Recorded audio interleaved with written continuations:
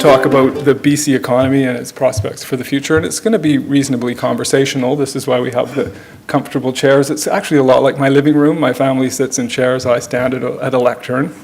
So I feel just right at home here.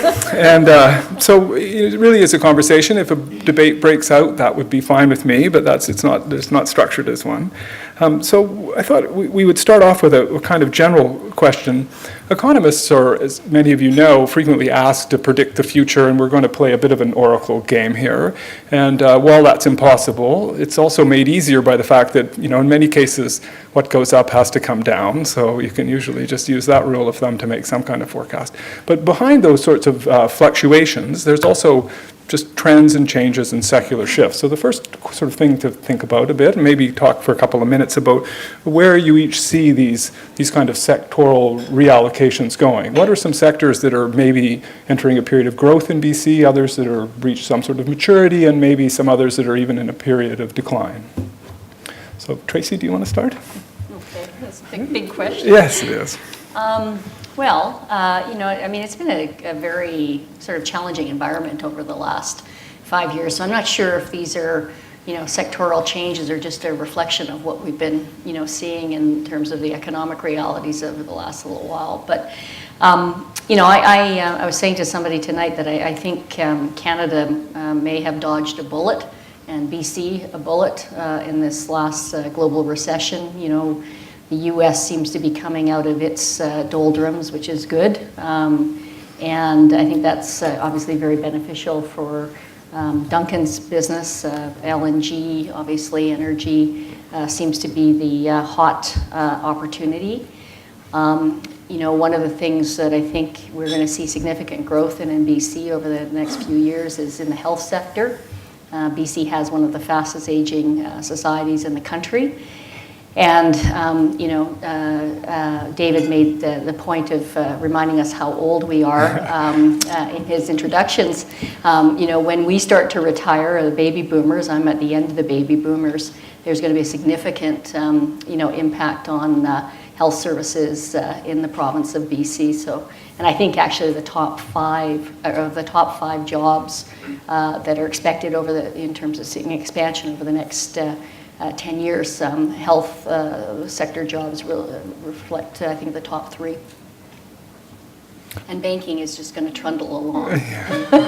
So speaking of dodging a bullet. And as long as the economy dodges a bullet, we dodge a bullet. So that's the good thing. Great, Duncan, do you? Well, David, you made a comment at the beginning that what goes up must come down. In our industry, we're hoping that what's been down goes up. Right. So both our company and I believe the economy of British Columbia is very heavily natural resource oriented. Our company is a lumber company. We have offices around the world and we sell into all the major markets of the world. But whether we like it or not, the U.S. is the major lumber market worldwide. And what happens in the U.S. has a huge impact on our business and on the economy of British Columbia. And we saw through the middle part of the last decade, the collapse of the U.S. Housing market and the near collapse of the global financial system. And we're now just beginning to work our way through that. Housing starts in the U.S. are a little less than 1 million units per year, having bottomed at less than 500,000 units. If you'd have looked at that during the 1990s or the first part of the last decade, 1 million housing starts would have been viewed as an abysmal period of time. And we're hoping to get to the point where we're back in excess of that. My personal preference is we see slow, gradual recovery rather than a quick response, for the simple reason that I think there's so much uncertainty and so great fragility in the global economy now that our ability to withstand major shocks is really limited.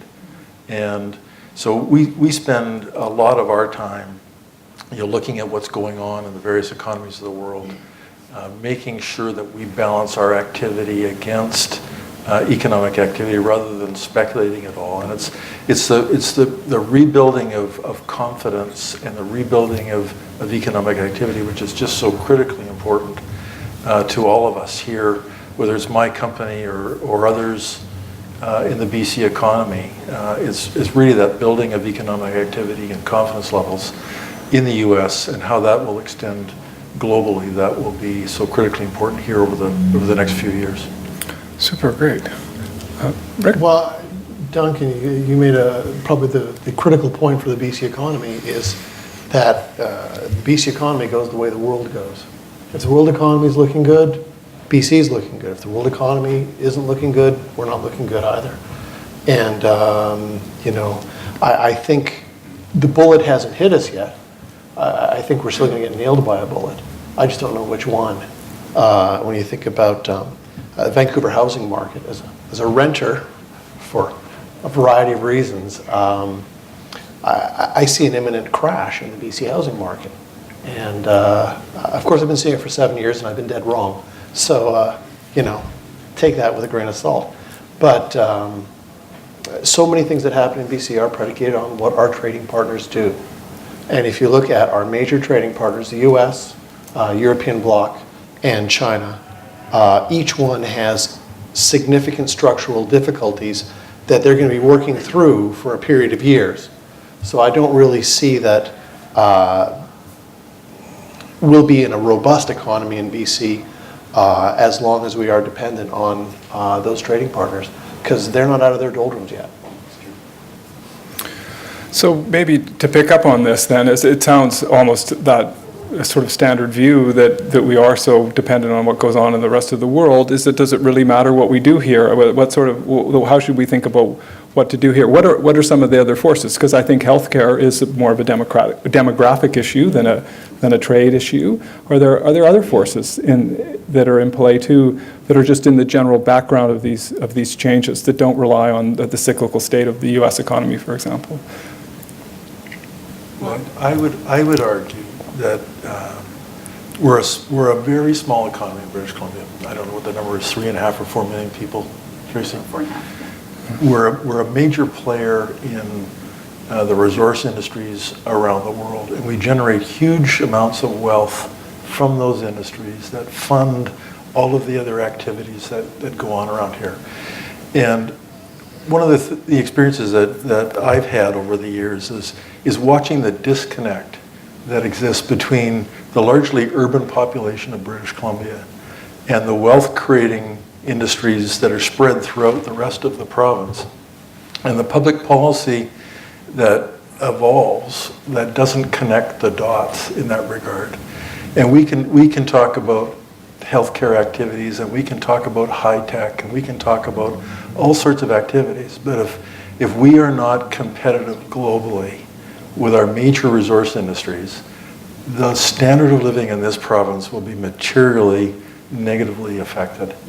And so I think all that stuff's great on the margin, and it's something that we want to do to mature in British Columbia, but we can't forget the need to remain globally competitive in our major resource industries. And that's one of the key questions that the provincial government is dealing with now around the development of the LNG opportunity.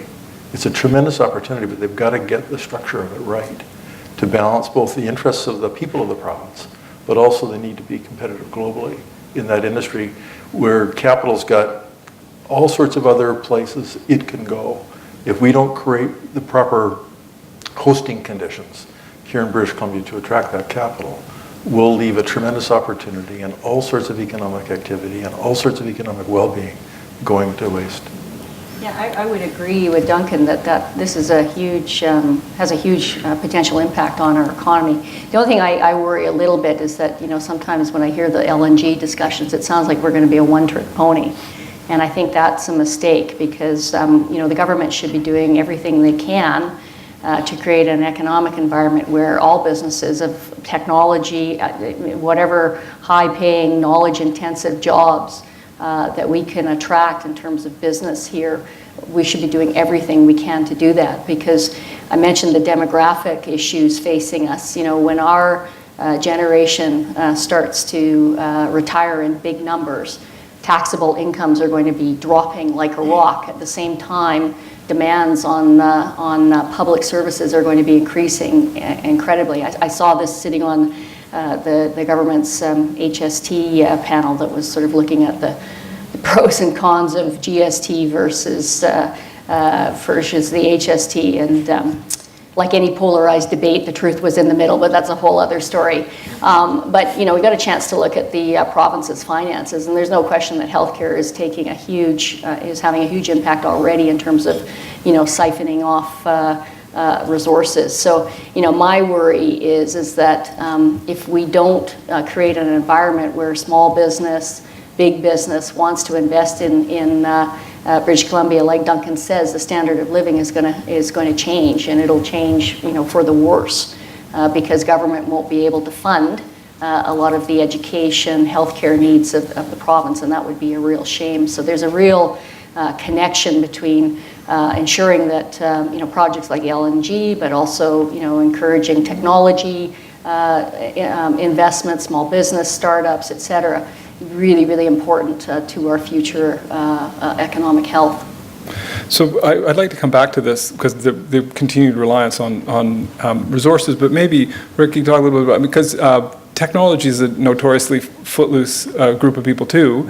It's not necessarily highly capital intensive, more what we think of as human capital intensive, but it's also a pretty competitive space around the world. It doesn't really matter what your postal address is. So what's your sense about BC's competitive position in those industries? Well, the problem BC has is, we have a wealth of intelligent people. We have some excellent universities, as we know. And there are a lot of jobs out there right now in the tech space. But there's very little investment savvy and business savvy that lives here in Vancouver. A lot of the technology jobs are working for companies that are based out of Japan or the US. So all the decisions, the people who understand how to market, the people who make the decisions about where do we put the money in terms of product development, in terms of when do we stop a certain product and move over to another product, or stop marketing to a certain demographic and move to a different demographic. All those decisions, in large part, are made elsewhere. And we don't have those people living here, making those decisions here, and passing that information on to the next generation of entrepreneurs. We have great people with great ideas who need to be surrounded by capital and knowledge on how to monetize those ideas in order for us to make any kind of a shift. And going back to Duncan's perspective, I think he's hit it on the head. We all see that there's a wonderful future for us with the development of a technology industry.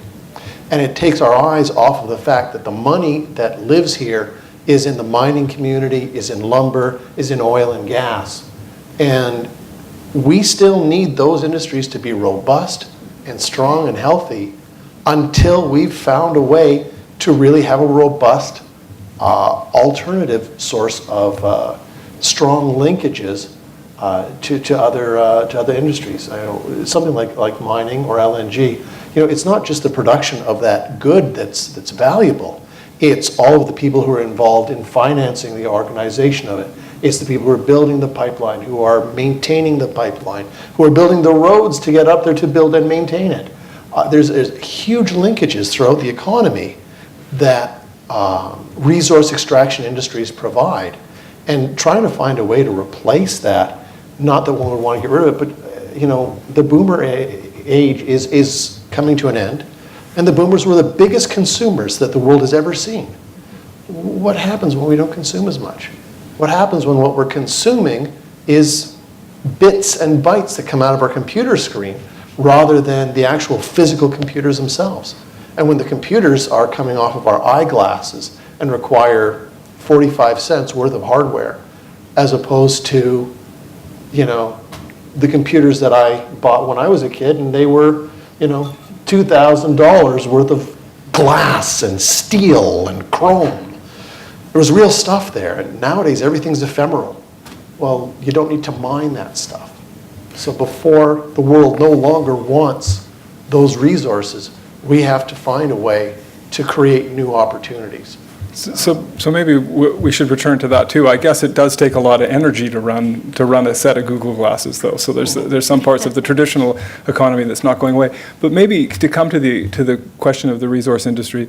So traditionally they were a large employer, a large scale employer, very well paid, skilled jobs, and not just in the creation of the industries, but also, as they were running. Is that the future too, or what we're talking about here really is a dependence of governments on royalty revenues, or is there a prospect for a return to lots of high-paid union jobs in forestry and mining? Is it an employment boom, or is it a government revenue boom that we rely on? Don't connect high pay with unions. Well, sorry. Hey, we just unionized too. I got to say that. So my brother's in the union. We pay more money in our non-union plants than we do in our union plants. So I understand that. Yeah. And the people that choose to work in those environments, make very good livings for themselves and their families, and support very vibrant communities. And I don't see any reason why both can't coexist in a vibrant economy, both well-paying jobs and a resource pricing environment that allows an industry to attract capital and be competitive globally. So I was perhaps was misleading there, because I think you're undoubtedly right on that, and it isn't reliant on unions. But there is the question of just scale too, the numbers of people working, because the high-paid jobs come from highly capital-intensive industries. The thousands of people who used to work in these industries, is that what LNG is not going to bring us thousands of jobs necessarily, and once it's up and running, will it, or is it a government revenue boom that we're talking about? I think there's a couple of points here. I think Tracy got it right at the beginning. It's not either or. Yeah. It's both. Right. I don't think you'll generate the kinds of employment off the resource industries in the future that we have in the past.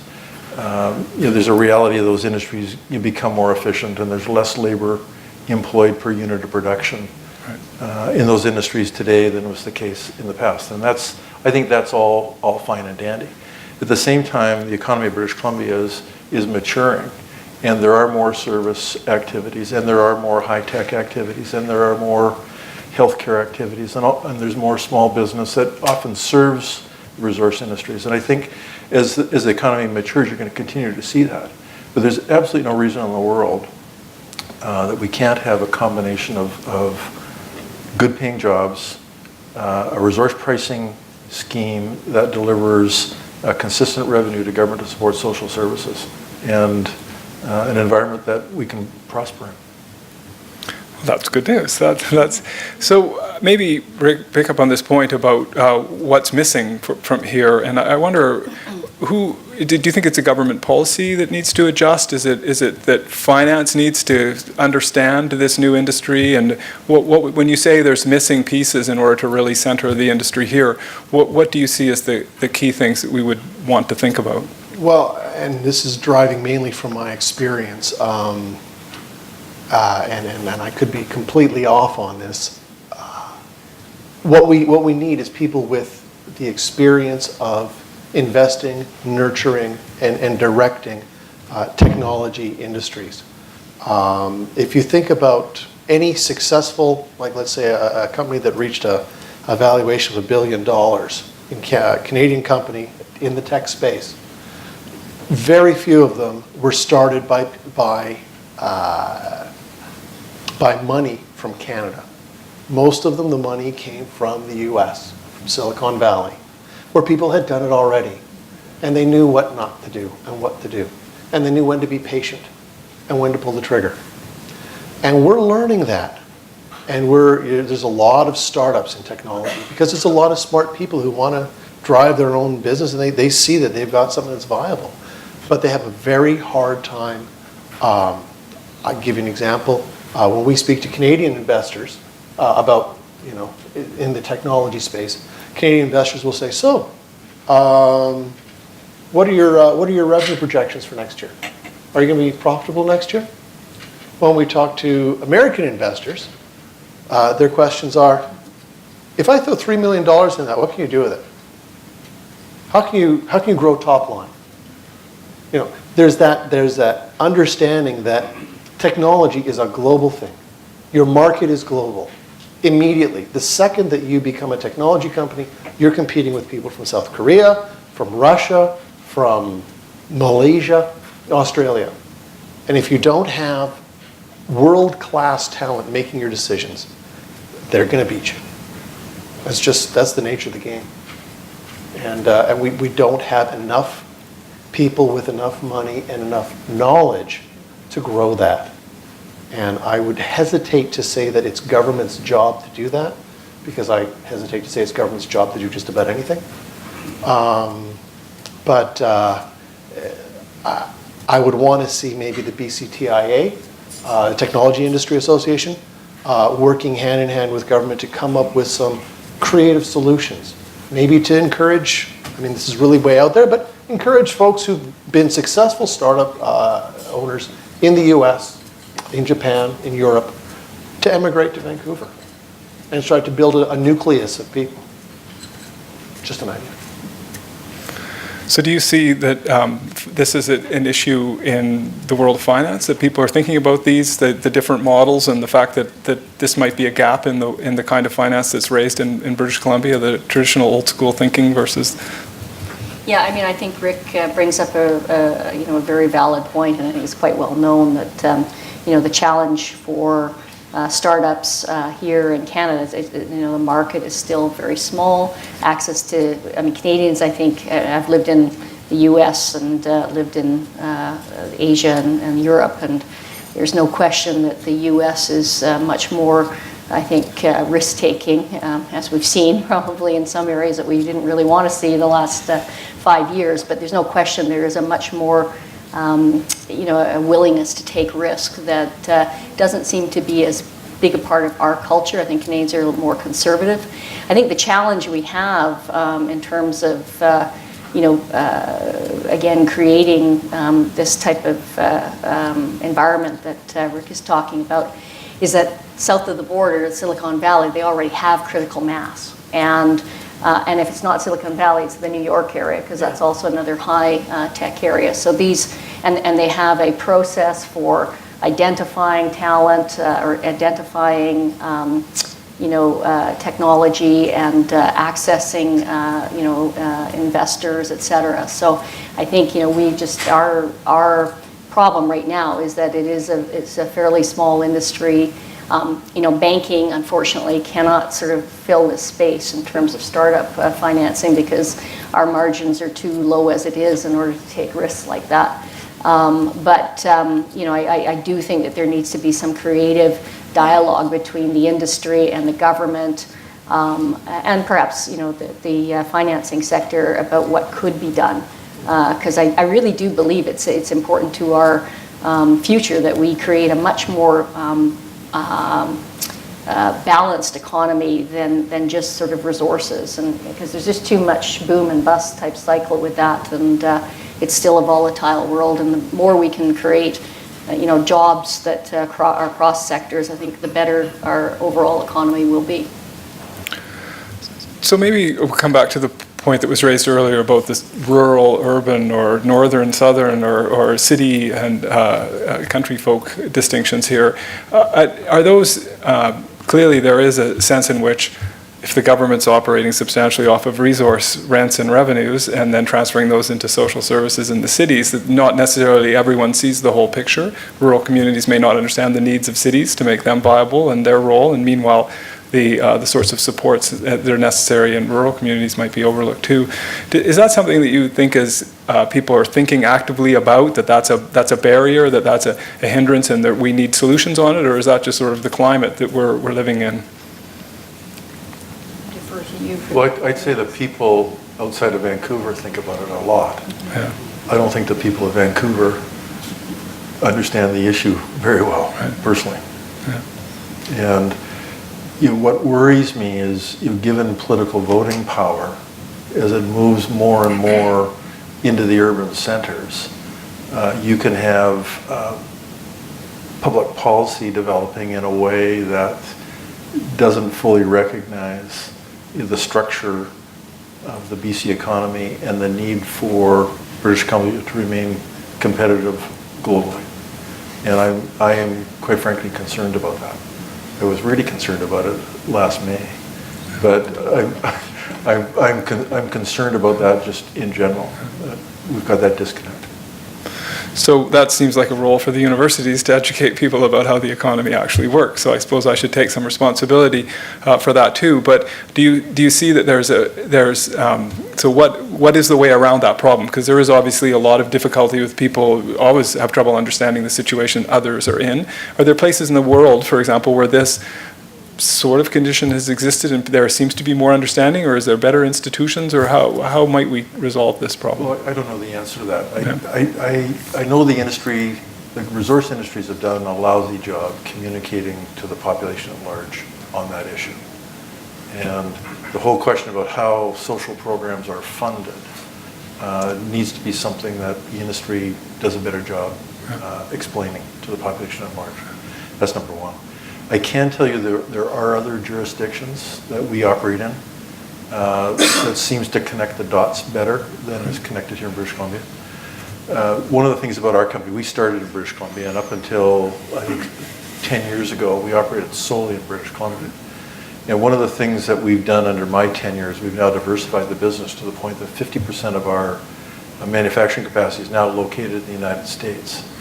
And we see, even within the U.S., a fair difference in attitude towards the industry. But most recently, we invested in the U.S. Southeast about a year ago now.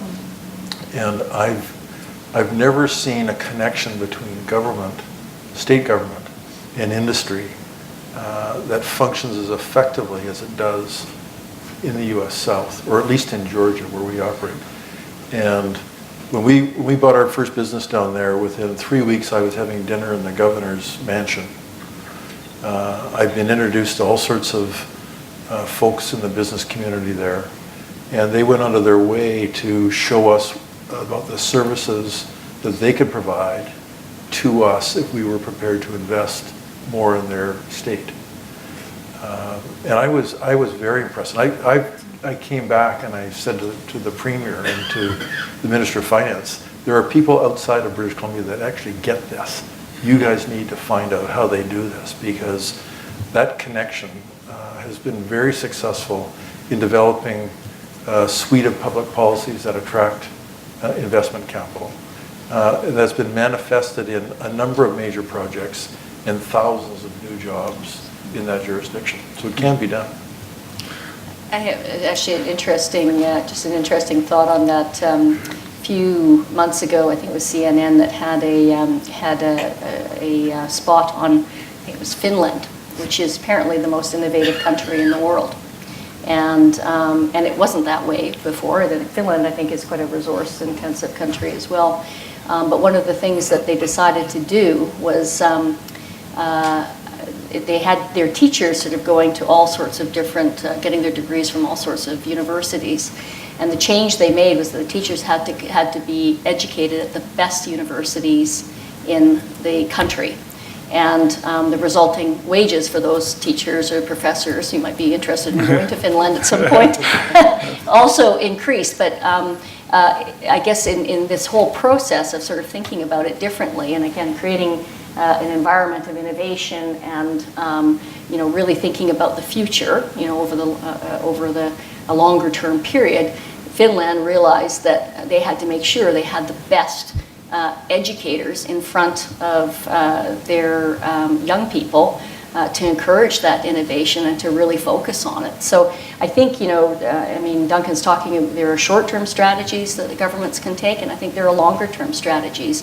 And we definitely should be looking at other parts of the world, because there's no question that, there are, opportunities to learn.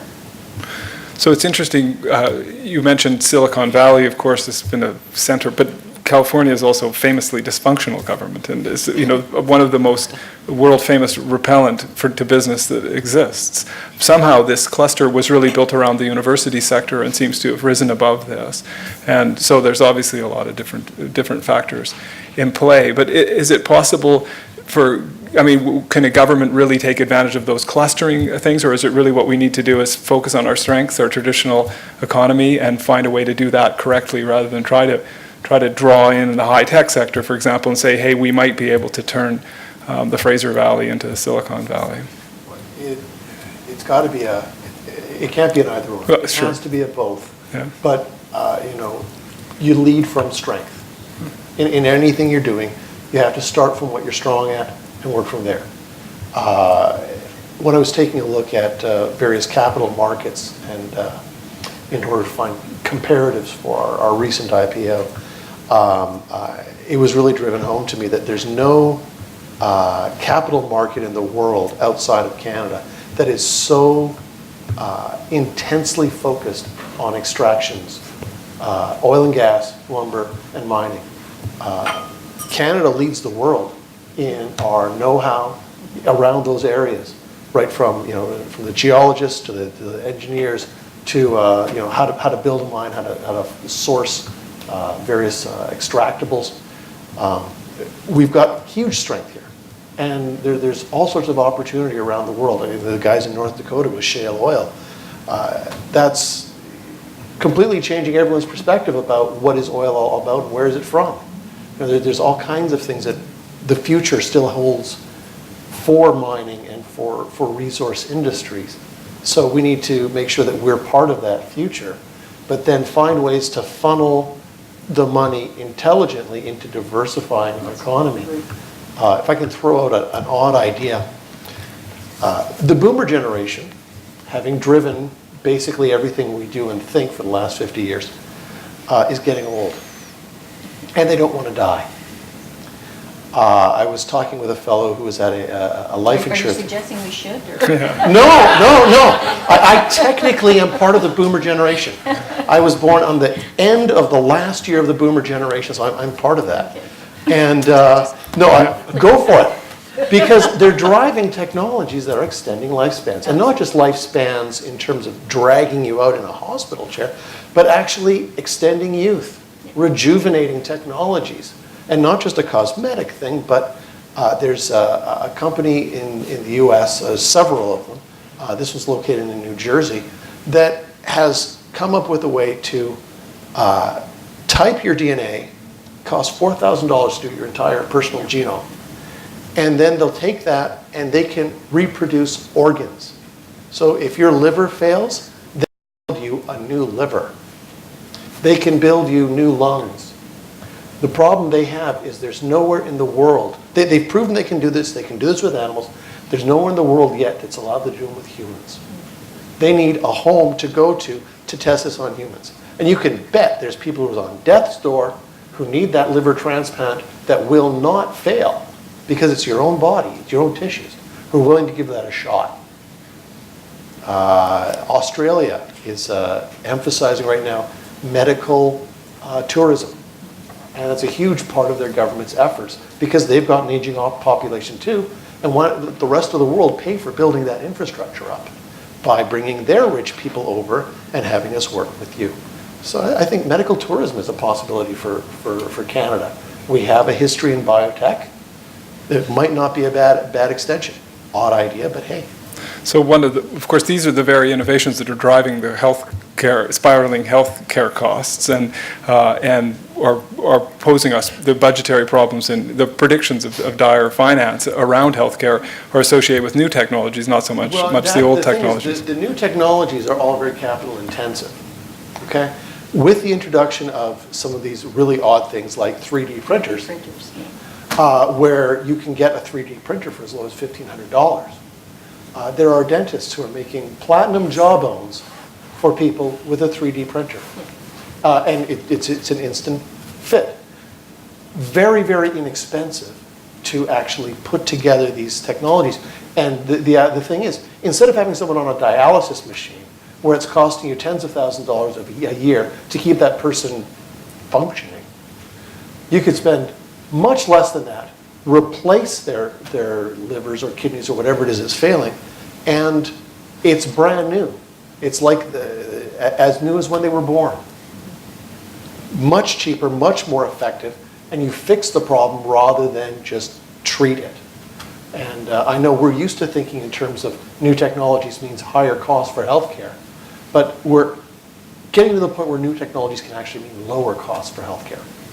And I mean, there's the opportunity for preventative, health care, in that, you were speaking about companies in New Jersey, and they're all over the U.S. where they, again, take your DNA. They can basically predict your chances of having heart attack just based on your proteins and your DNA. So, I'm really quite optimistic, actually. I don't, maybe I'm foolhardy, but when you look at the pace of technological change and what's happening across, even like older industries, and then the medical field, biotechnology.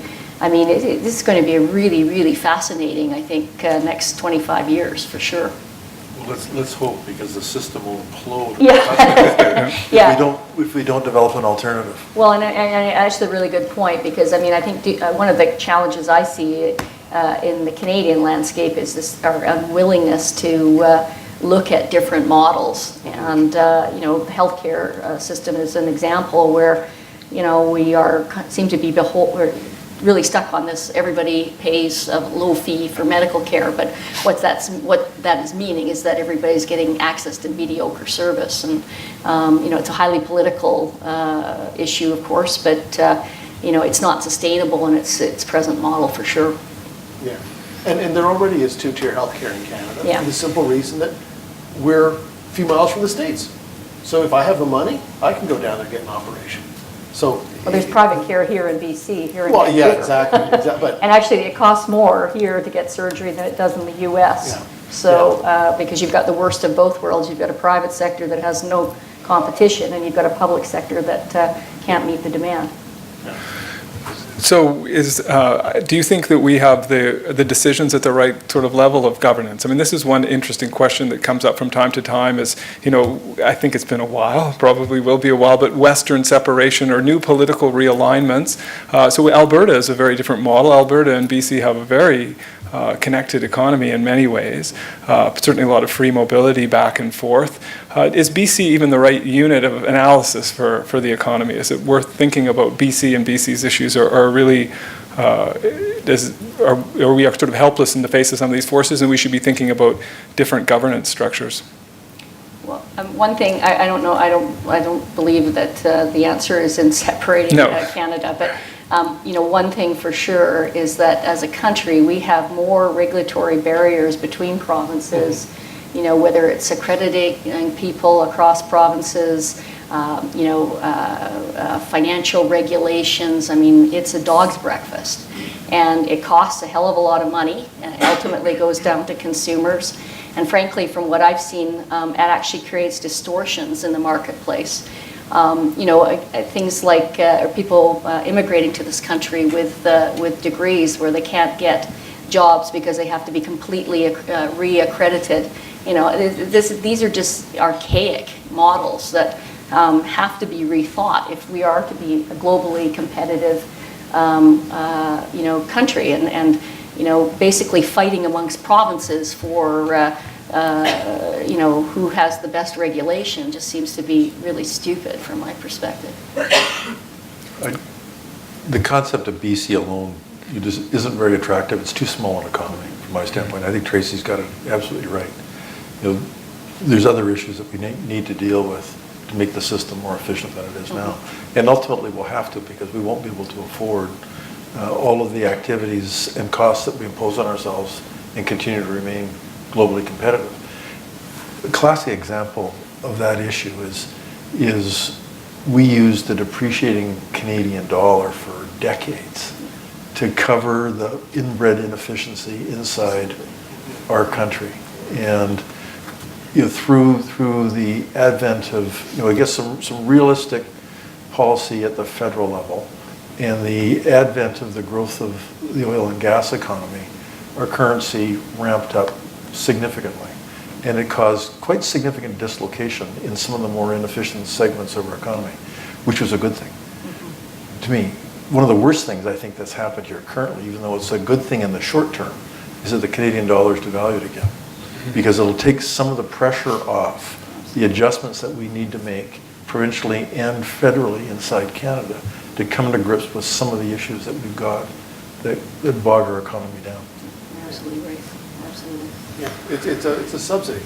And I think you're right. We also have to give kudos where they're due, and the guys in Ottawa got it right with some of the policies that led to having the dollar increase. And when you consider back when it was $1.50 Canadian to buy $1 US, and we ramped rather quickly towards parity.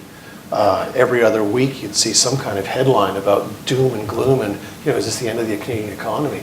And you got to think, are we all wimps? Like, let's pull up our socks, and if it's going to be harder, well, then it's going to be harder. Let's shoulder that. And we've got to be able to compete with other people who have a strong dollar or a strong euro or what have you. Or else, we're going to be buying other people's stuff and selling them coal for the rest of our lives. And that's not a future I want for my kid. Well, you look at what's happened in the United States too over the last 4 or 5 years. There's been tremendous investment in technology, probably at the expense of jobs. But they have actually increased the productivity gap between ourselves and them. And actually, people are now talking about a manufacturing renaissance in the United States, where manufacturing business is actually coming back to the United States because it's very, very productive, access to capital, and access to the right type of talent. So, I was quite confident that the U.S. would come back faster. Well, it's taken a long time, but I mean, it's certainly I believe that the U.S. is on the right track, and I think that's good for everybody. The one that I worry about these days is China, because I still think there's a heck of a lot we don't know there, and their growth is slowing, and that does have an impact here too. So those are things that we also have to keep an eye on.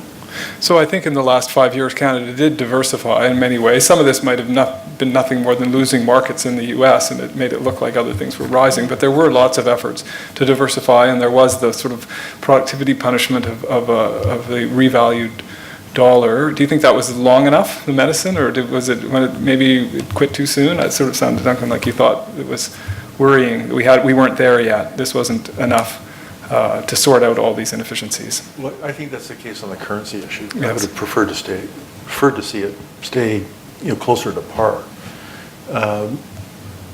The forest industry is a classic example of activity in China. That was driven off of necessity. And the industry, along with the provincial government and the federal government, worked very effectively together, developing the lumber markets in China for the simple reason there was no other alternative for us. Mm-hmm. And there's a few things that just aligned, a couple of stars aligned for us to be able to do that to the point where it has become a significant market. And our intention, I know my intention, and I think the intention of my colleagues in the other major companies is all a commitment to continuing to develop that market in China, because it's just strategically it's the right thing to do. Yeah. Yeah.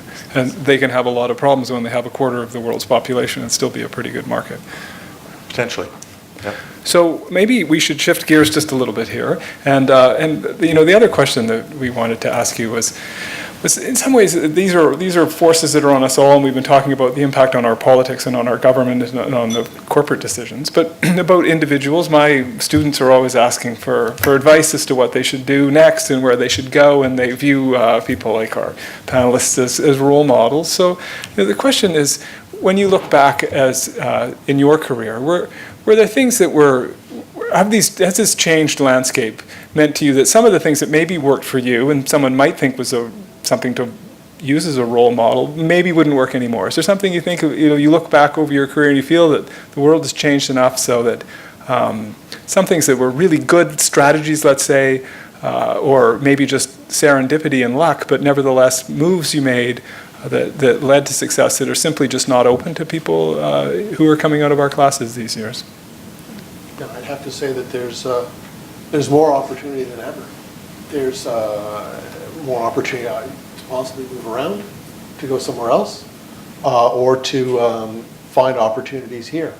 When I graduated, it was basically forestry, mining, fishing still happened back for a little bit, tourism and government, and an exceptionally nascent technology industry that I sort of tumbled into. And I didn't realize at the time that if I stayed in tech, I'd never, ever get into the resource industries because the accounting is so different. So, yeah, I sort of pigeonholed myself. The thing is, if you're starting out now, the strategy is be open. Know yourself, know your strengths, know your weaknesses, know what you bring, and know what you don't bring, and be able to market yourself. Network. If you're an introvert, learn how to shake somebody's hand. It's not easy. Yeah, just be flexible, know yourself, and try new things. Something's going to stick. Duncan?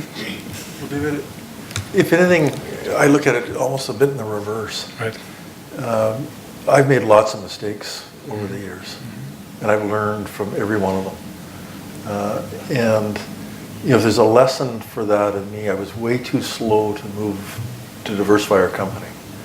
I stuck to this premise that I was born here, I grew up here, I want to stay here. We're going to allocate our investment capital into British Columbia. And it was only when we finally made that break and started to see other jurisdictions and the opportunities in other areas of the world where the shackles really come off. And I was too slow to do that. So it's not that I've done anything that I wouldn't work now. It's the stuff that I tried to do that didn't work. It took me too long to really understand that there was opportunities elsewhere to pursue. And so the advice I would give is to people, trust your instincts and don't be afraid to try something new. Well, one strategy that I know probably wouldn't work today, when it did 30 years ago, was going to business school, because if I had to apply for business school with the entrance grades that are required today, I probably wouldn't make it. So that's just actually it's quite concerning actually to see how the grade creep for popular university programs. I think that's a real challenge. From my perspective as a career, I agree with Rick. I mean, I think it's really important to, I always say, to take the road less traveled, because it's less crowded, and it's a crowded world out there, and I think opening yourselves up to sort of new experiences, testing yourself, not being afraid to go outside your comfort zone is really important, learning.